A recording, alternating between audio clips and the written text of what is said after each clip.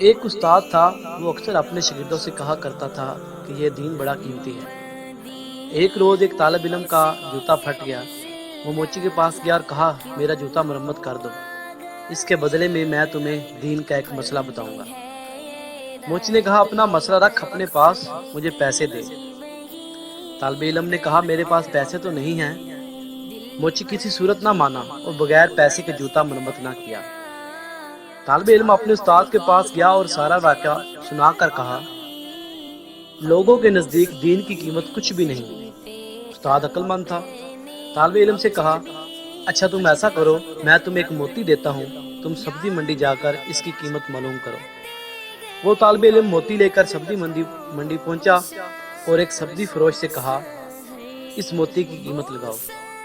اس نے کہا کہ تم اس کے بدلے یہاں سے 2-3 لیمو اٹھا لو، اس موتی سے میرے بچے کھیلیں گے۔ وہ بچہ استاد کے پاس آیا اور کہا، اس موتی کی قیمت 2 یا 3 لیمو ہے۔ استاد نے کہا، اچھا اب تم اس کی قیمت سنار سے معلوم کرو۔ وہ گیا اور پہلی دکان پر جب اس نے موتی دکھایا تو دکاندار حیران رہ گیا۔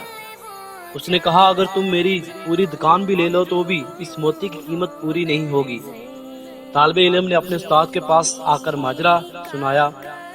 استاد نے کہا، بچے، ہر چیز کی قیمت اس کی منڈی میں لگتی ہے، دین کی قیمت اللہ کی منڈی میں لگتی ہے، اور اس قیمت کو اہل علم ہی سمجھتے ہیں، جاہل کیا جانے دین کی قیمت کیا ہے۔